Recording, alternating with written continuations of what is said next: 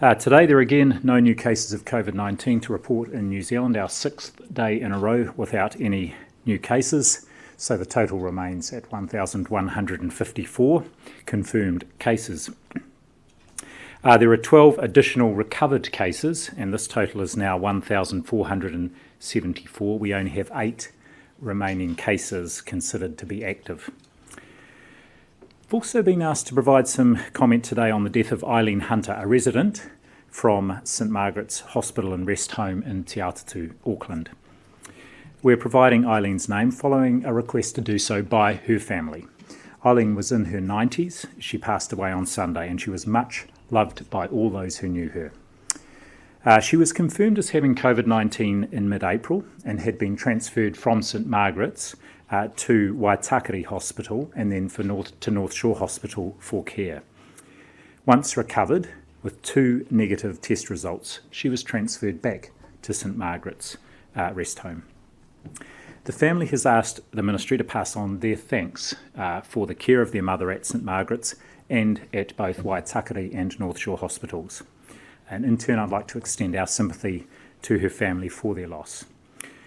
Now, it's important to note that Eileen was regarded as having recovered from Covid-19 at the time of her death, and Covid-19 is not recorded as the primary cause of her death on her death certificate. However, after consideration, we have decided to include Eileen's death in our overall tally of Covid-19 related deaths, consistent with our inclusive approach to date, so that we have got a good idea of the full impact of this condition on our health and well-being in New Zealand. This means our total number of Covid-19 related deaths is now 22. Again, today there is nobody in hospital with Covid-19, and yesterday our laboratories completed 4,255 tests, and the total number of tests completed to date is 271,690. An update on the NZ COVID Tracer app. It's now had 436,000 registrations. That's 14,000 more than yesterday.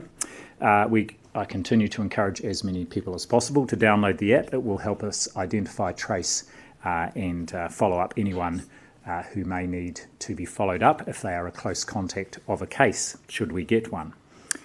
I'd like to also recognise the work being done by businesses and thank them for their work in downloading the QR code. It is quite a process to register for a New Zealand business number. However, thank you that now 18,500 posters are up in businesses around New Zealand, making it easier for people to use our new app to keep a record of where they've been. Just finally, some comments from the World Health Organization. Our numbers today reinforce that New Zealand continues to do well in its efforts against Covid-19, and we need to continue to work together to keep ourselves in that position. The WHO has reminded countries about the need to be careful when relaxing restrictions that have been in place around movement of people, including coming out of lockdown type situations.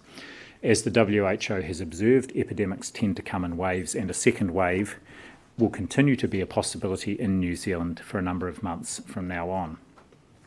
So we need to continue the hard work we've all put in to ensure we continue and maintain our 0 cases, our ongoing downward trajectory, and that we don't allow a second peak to occur.